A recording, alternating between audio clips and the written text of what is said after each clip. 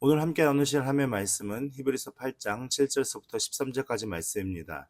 신약성경 360페이지에 있는 히브리서 8장 7절서부터 13절까지 말씀을 다 함께 봉독하시겠습니다.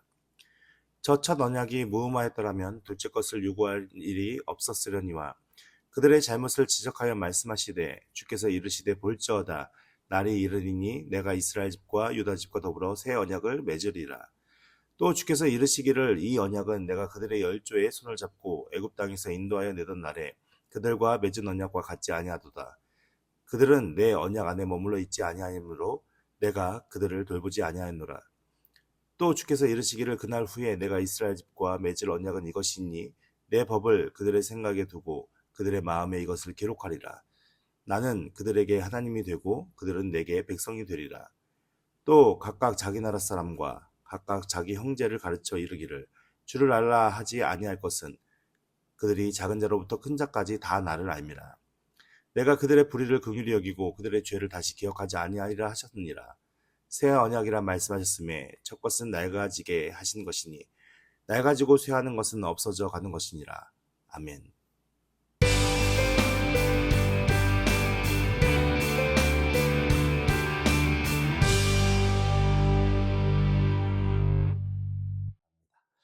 우리가 지난주에 이제 말씀을 통하여서 8장 1절 말씀에 지금 우리가 하는 말의 요점은 이러한 대지장이 우리에게 있다는 것이다 라고 말씀하면서 지금 히브리 기자가 이 히브리서를 통해서 이야기하고자 하는 가장 핵심은 무엇입니까?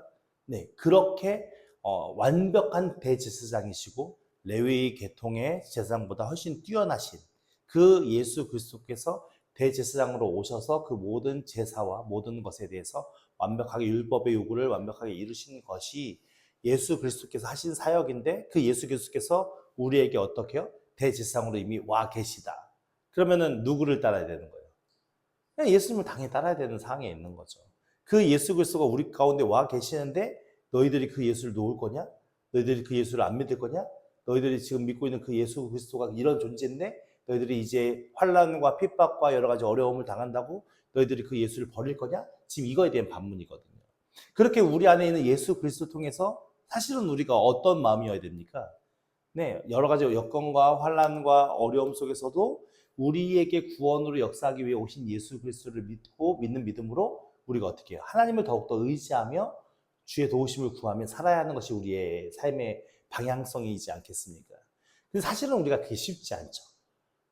우리가 살아가는 육체의 여러 가지 많은 오감을 통해서 우리 안에 여러 가지 많은 환난과 어려움이 닥치면 견디기가 쉽나요? 그렇지 않습니다. 매우 어려운 가운데 있죠. 그래서 우리가 평상시에 꾸준하게 하나님과의 관계성을 쌓지 않으면 세상이 흘러가는 여러 가지 많은 상황 속에서 닥쳐오는 환난과 염려와 걱정, 근심에 우리는 쉽게 넘어지고 쓰러질 수밖에 없어요. 왜냐하면 하나님에 대한 신뢰가 그만큼 우리 안에 있지 못하니까. 근데 우리는 그 대제사장이신 예수 그리스도를 우리가 영접하는 그 순간부터 어떻게 하죠? 더욱더 그 하나님 앞에 믿음으로 깊이 교제하며 하나님 앞에 가까이 나아가는 그런 노력을 통해서 하나님과의 신뢰 관계를 쌓아야 되는 것이고 그 신뢰 관계가 결국 우리에게 믿음으로 역할을 하는 건데 그 믿음으로 역할을 하기 위해서는 우리의 중보되신 예수 그리스도와 우리에게 돕는 자신 성령님의 은혜가 우리 안에 있어서 우리를 이끌어가야 되는 그런 은혜 가운데 있어야 되는 것이죠. 그래서 실질적으로 우리가 그 믿음의 어떤 관계성을 우리가 잘 깊이 이해하면 우리는 어떤 존재냐면 처절하게 하나님을 붙들 수밖에 없는 존재인 거예요. 오늘도 이제 말씀으로 들어가 볼 텐데 그래서 지난 6절 말씀 보면 8장 6절 말씀 보면 그러나 이제 그는 더 아름다운 직분을 얻으셨으니 그는 더 좋은 더 좋은 약속으로 세우신 더 좋은 언약의 중보자시라. 그래서 이 6절이 지금 가리키는 인물이 누굽니까? 예수 그리스도를 얘기하는 거죠. 그 예수 그리스도가 더 아름다운 직분을 얻으셨고 더 좋은 약속을 세우셨고 더 좋은 언약의 중보자 되셨다. 그 예수 그리스도께서 지금 어디 계시다고요? 우리와 함께 하신다라고 선언하고 있는 겁니다. 그렇다면 이제 오늘 말씀으로 넘어가서 그러면 도대체 더 좋은 언약이 왜 필요했고 그 더 좋은 언약은 무엇인가에 대해서 구체적으로 이제 히브리 기자가 설명을 하고 있는데 실제 말씀 보면은 저 첫 언약이 무음하였더라면 이라고 선언합니다. 그러면 저 첫 언약은 무엇을 얘기하는 걸까요? 율법을 통한 언약이겠죠. 율법을 통한 언약. 율법을 통한 언약이 뭐였다면? 무흠하였더라면 이라는 말은 흠이 있다는 얘기입니까? 흠이 없다는 말씀입니까? 흠이 없어요? 흠이 있어요? 흠이 있어요? 없어요? 무흠하였더라면 이라는 말은 무흠하다는 얘기예요? 안 하다는 얘기예요? 안 하다는 얘기죠. 그러면 안 하다는 얘기는 흠이 있다는 얘기예요? 없다는 얘기예요? 있다는 얘기인 거죠. 그러니까 첫 언약은 흠이 없었더라면 둘째 것을 요구할 필요가 없는데 첫째 언약이 흠이 있기 때문에 둘째 게 필요하다라고 지금 선언하는 거예요. 근데 율법이 흠이 있습니까? 없습니까? 율법은 흠이 없죠. 사실은 율법 자체는 하나님이 주신 율법 자체는 흠이 없죠. 근데 그 율법 앞에 선 사람들이 그 율법을 통해서 흠이 없어야 되는데 그 율법을 통해서도 흠이 도드라지는 상황입니다. 그러니까는 율법이 하는 역할은 결국 무엇입니까? 율법을 통해서 그 백성들이 거룩하게 되어 하나님 나라 백성이 되는 것이 그들이 해야 할 역할과 그 율법을 통해서 이루어야 할 과정들의 일들인데 결국 이스라엘 백성들은 그 율법을 열심히 지켜가면서 뭘만 느꼈다는 겁니까? 아, 죄가 해결될 수 없구나. 우리 안에 죄가 이렇게 많구나. 이 죄가 어떻게 끊임없구나. 그러면은 그가 죄가 끊임없고 자기 안에 처절하게 퍼져 있는 것을 알게 되었을 때 그들이 무엇을 깨달았게 되었을까요? 이 율법으로는 안 된다. 그래서 메시아가 오셔야겠구나. 그래서 메시아가 오셔야 된다는 걸 알게 되었으니까 그들이 메시아를 더욱더 갈망하게 되어졌고 그 메시아가 오셔서 결국에는 그들의 모든 율법은 흠이 없지만 그 율법 앞에 선 인간들이 결국 그 율법의 속에서 연약함을 깨닫으니까 결국 율법을 통해서 자신의 죄를 깨닫게 되는 것이고 그 자신의 죄를 깨달으면서 뭐예요? 율법으로는 자신들이 구원받을 수 없으니까 자신들을 구원해 줄 메시아가 필요하구나 라고 하면서 그 메시아가 결국 예수 그리스도를 알게 하는 과정에 율법의 쓰임새가 거기밖에 사용되지 못했던 것이죠. 그러니까는 이 율법은 그래서 이 율법으로는 그들이 처절하게 죄만 발견할 수밖에 없는 그런 상황에 놓여 있어서 결국 율법 자체는 흠이 없지만 그것을 따랐던 사람들이 결국 그것을 완벽하게 흠이 없게 변화되는 과정 속에 이루지 못했기 때문에 둘째 것을 요구할 일이 없었으니까 이제 있었다는 거죠. 둘째 것을. 그래서 8절 말씀에 그들의 잘못을 지적하여 말씀하시되 주께서 이르시되 볼지어다 날이 이르니 내가 이스라엘 집과 유다 집과 더불어 새 언약을 맺으리라 라고 말씀합니다. 이게 성경에 있는 얘기일까요? 없는 얘기일까요? 지금 히브리 기자가 말하잖아요. 그들의 잘못을 지적하여 말씀하시되 그럼 누가 말씀했다는 겁니까? 하나님께서 말씀하셨다는 거죠. 주께서 이르시되 볼지어다 날이 이르리니 내가 지금 이스라엘 집과 유다 집의 언약을 맺으시니까 누구세요? 하나님이신데 지금 하나님께서 어떻게 한다고요? 새 언약을 맺겠다고 선언하는 내용이에요. 그러면 이게 히브리 기자가 갑자기 하나님의 음성을 듣고 얘기한 걸까요? 아니, 구약의 말씀을 인용하는 거예요. 이것이 뭐냐면 여러분들이 잊지 말고 계속 이제 기억하셨으면 좋은 말씀인데 예레미야 31장을 보십시오. 31장 31절. 안 찾으세요? 예레미야 31장 31절. 성경책을 찾아보시고 꼭 표기해 놓으세요. 네, 제가 화면을 써놓았지만 그래도 성경을 찾아서 표시하시고 31장 31절부터 34절의 말씀이거든요. 31장 31절부터 34절까지 표시를 해놓으시고 여러분들이 이 말씀은 잘 기억하셨으면 좋겠습니다. 구약성경 1102페이지에 있습니다. 1102페이지 예레미야 31장 31절에서부터 34절까지 말씀입니다. 다 찾으셨죠? 네, 예레미야 말씀을 펴놓은 상태에서 예레미야 말씀과 오늘 본문 말씀을 그러니까 예레미야는 어떻게 얘기했고 오늘 시편 기자는 히브리 기자는 서신을 쓴 사람은 어떻게 얘기했나, 어떻게 인용하고 있나 그것에 대해서 한번 비교하면서 말씀을 전하겠습니다. 예레미야 31장 31절 말씀을 같이 봉독합니다. 시작. 여호와의 말씀이니라 보라 날이 이르리니 내가 이스라엘 집과 유다 집에 새 언약을 맺으리라. 그죠? 하나님께서 말씀하신 거예요. 그것을 아까 히브리 기자는 뭐라고 말씀합니까? 주께서 이르시되 볼지어다 날이 이르리니 내가 이스라엘 집과 유다 집과 더불어 새 언약을 맺으리라. 그러니까 하나님 이 예레미야의 서신은 어떤 상황에 있습니까? 남북이 갈라져 있잖아요. 그러니까 여기서 이스라엘 집과 유다 집이라는 것은 결국 누구를 얘기하는 겁니까? 예레미야서에서 얘기하는 이스라엘 집과 유다 집은 누구를 얘기할까요? 이스라엘은 누구를 얘기해요? 북이스라엘 얘기하고, 유다는 누구를 얘기해요? 남유다를 얘기하는 거거든요. 그러니까 이스라엘과 유다가 분리돼서 남북으로 갈라진 상태로 나라가 이루어져서 존재해 왔는데 결국 북이스라엘도 멸망하게 되고 남이스라엘도 멸망하게 되잖아요. 그러니까 두 이스라엘과 유다가 결국은 멸망하는 과정을 겪지만 하나님께서는 이 두 이스라엘이 원래 하나로 있던 그때보다 더 좋게 회복시킬 거다라는 예언의 말씀을 지금 하고 있는 거거든요.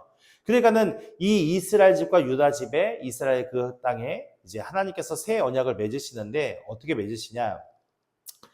오늘 본문 9절 말씀에 보면 또 주께서 이르시기를 이 언약은 내가 그들의 열조의 손을 잡고 애굽 땅에서 인도하여 내던 날에 그들과 맺은 언약과 같지 아니하노다. 그들은 내 언약 안에 머물러 있지 아니하므로 내가 그들을 돌보지 아니하였도다 라고 말씀하고 있는데 예레미야에서는 이 언약은 내가 그들의 조상들의 손을 잡고 애굽 땅에서 인도하여 내던 날에 맺은 언약과 같지 아니할 것은 이라고 말씀합니다. 그러니까는 옛 언약은 어떤 언약이에요? 율법을 통한 언약이죠. 그 율법을 통한 언약은 어떻게 이루어졌어요? 하나님의 명령으로 이루어졌어요. 하나님의 명령으로 너희들은 이 언약을 지켜야 돼. 그래야 너희들이 내 백성이 되고 나는 너희 하나님이 될 거야. 라고 명령하신 언약이에요. 근데 그 언약을 그 당시에 그렇게 맺었는데 이제 새 언약은 그렇게 명령으로 맺은 언약과 같지 않대요. 그렇게 하지 않을 거래요. 그러니까 결국 뭐냐면 당신이 이렇게 하면 내가 복을 주고 당신이 이렇게 하면 내가 벌을 줄 거야 라고 맺은 언약이 결국 완전하게 그 뜻을 이루지 못했으니까 이제 새 언약을 줄 것이다 라고 얘기하면서 32절 뒤에 보면은 내가 그들의 남편이 되었어도 그들이 내 언약을 깨뜨렸음이니라 여호와의 말씀이니라. 그러니까 이스라엘과 하나님과의 관계가 어떤 관계였어요? 남편과 신부의 관계였다는 거죠. 남편과 신부의 관계로서 그렇게 율법의 언약을 세웠지만 결국 그 율법의 언약을 누가 깨뜨렸어요? 신부가 깨뜨린 거죠. 이스라엘 백성들이. 그래서 그것을 깨뜨렸기 때문에 원래는 아브라함을 통해서 약속하셨을 때의 그 약속에 의하면은 사실은 그 하나님과의 언약을 파기하면 죽음에 이르러야 되는 거예요. 근데 사실은 이스라엘 백성들이 그 죽음에 이른 건 아니잖아요. 언약을 깨뜨렸음에도 불구하고 결국 하나님께서 자기 아들을 희생시킨 거잖아요. 그 언약의 어떤 결과로 인하여서. 그렇기 때문에 이 언약이 파괴되어 있는 이 상황은 사실은 이스라엘이 그 모든 책임과 그 모든 조항들에 대한 결과물을 이스라엘 백성들이 감당해야 될 일인데 결국 그 모든 것을 누가 감당하셨어요? 하나님께서 감당하셨거든요. 그래서 그것을 통해서 완벽한 언약의 관계를 이루지 못했기 때문에 이제 새 언약을 줄 것이다 라고 선언하면서 10절의 말씀에 보면은 또 주께서 이르시되 그날 후에 내가 이스라엘 집과 맺을 언약을 일 것이니 라고 얘기하면서 새 언약에 대해서 이야기하는 거죠. 새 언약은 내 법을 어디에 둬요? 네, 그들의 생각에 두고 그들의 마음에 이것을 기록하리라. 그러니까는 하나님께서 어떻게 하신다는 거예요? 너희들이 법을 지키고 안 지키고의 문제를 인간에게 그냥 부여했더니 그 백성이 그것을 잘 지켰어요? 못 지켰어요? 못 지켰죠. 그러니까 하나님께서 이제 어떻게 하신대요? 자신의 법을 누구에게요? 그 백성에게 생각으로 두게 하시고 그 마음에 기록하게 하신대요. 그래서 나는 그들의 하나님 되고 그들은 나의 백성이 되리라 라고 말씀하신 그 말씀을 예레미야는 뭐라고 얘기하면 그날 그 이후에 내가 이스라엘 집과 언약을 맺을 언약을 이러하니 곧 내가 나의 법을 어디에 둬요? 똑같이 그들 속에 둔대요. 하나님의 법을 그들 속에 두는 언약이에요. 그러니까는 전에는 명령을 인해서 그 명령에 따라 순종하냐 불순종이 하나가 그 언약을 이어가는 어떤 책임의 의무사항이었다면 이제는 어떤 상황으로 변한 거예요? 네, 그들의 생각과 그들의 마음속에 하나님께서 그 법을 두게 하시고 기록하게 하셨으니까 결국 그것도 누가 하신 일이에요? 하나님께서. 그러니까 옛 언약은 하나님의 명령에 의해서 진행되는 언약이라면 새 언약은 하나님의 은혜로 진행되는 거예요. 이해가 되십니까? 그러니까 우리 인간 스스로가 선하게 될 수 있는 것이 아무것도 없으니까. 결국 우리 인간 스스로가 인간의 죄를 해결할 수 있는 것이 아무것도 없으니까 결국 하나님께서 어떻게 끌고 가신다는 거예요? 내가 택한 나의 백성에게 나의 법을 그의 마음속에, 그의 속에 두고 그의 마음에 기록하게 해서 결국 그것을 통해서 뭐요? 순종할 수 있는 하나님의 백성을 통해서 나는 그들의 하나님이 되고 그들은 내 백성이 될 것이다. 결국 이 말씀은 무엇을 얘기하는 거예요? 행위로서 구원받는다는 거예요? 은혜로서 구원받는다는 거예요? 은혜로 구원받는다는 거예요. 무엇을 통해서? 하나님이 기록하고 마음에 두신 그 법을 통해서. 이게 이해가 되셔야 돼요. 오늘 우리가 예수님을 믿지만 우리의 행실이 완전하지 못해요. 완전하지 못해도 우리가 구원받을 수 있는 은혜는 무엇이냐? 하나님께서 하나님의 법을 우리의 마음속에 두시고 우리의 마음속에 기록하셨대요. 그것이 있기 때문에 우리로 말미암아 하나님이 우리의 하나님이 되시고 우리는 하나님의 백성이 되는 거예요. 누가 기록하신 거예요? 내가 기록한 거예요? 하나님께서 기록하신 거예요? 하나님께서 하셨다고요. 이게 믿음이라는 거예요. 내 행실의 어떤 결과로 내가 어떤 걸 만들어내고 어떤 걸 일으켜내고 어떤 변화를 가져오느냐가 우리의 핵심이 아니라 내 속에 이미 하나님의 은혜로 무엇이 기록되어 있어요? 하나님의 법이 우리 안에 새겨지고 기록되어 있다. 믿으십니까? 그러니까 우리의 모습은 부족하고 우리의 행실은 연약해도 우리는 무엇이 흔들리면 안 돼요? 하나님께서 하시는 구원이 흔들리면 안 되는 거예요. 그게 믿음이니까. 우리 안에 그것이 새겨져 있으니까. 그 하나님이 우리 하나님이시라고. 그러니까 이게 얼마나 감사하고 놀라운 은혜입니까? 이스라엘 백성들은 그 하나님과 율법적인 관계 안에서 그들이 바르게 행동하면 복을 주셨고 그들이 잘못하면 벌을 줄 수밖에 없는 상황이에요. 그렇기 때문에 그들이 법을 지키지 않았을 때 하나님께서 어떻게 하셔요? 내버려 둘 수밖에 없거든요. 근데 이제 우리는 어떤 언약 속에 있습니까? 우리 안에 하나님의 법이 채워져 있고 새겨져 있어서 그건 내가 새긴 게 아니잖아요. 하나님께서 하신 거죠. 그것이 우리에게 믿음으로 다가와서 오늘 우리가 하나님 나라의 백성이 된 참 은혜 가운데 거하게 된 것입니다. 그래서 우리가 진정 싸워야 할 것은 무엇이겠습니까? 내 안에 들어온 하나님의 법을 기억하고 그 법의 은혜를 따라 열심히 준행하며 살려고 하는 것. 그 하나님의 은혜에 믿음을 붙들면서 더 하나님 앞에 가까이 나아가려고 하는 그 은혜가 우리 안에 매우 중요한 가운데 있다는 것을 우리가 알 수 있는 것이죠.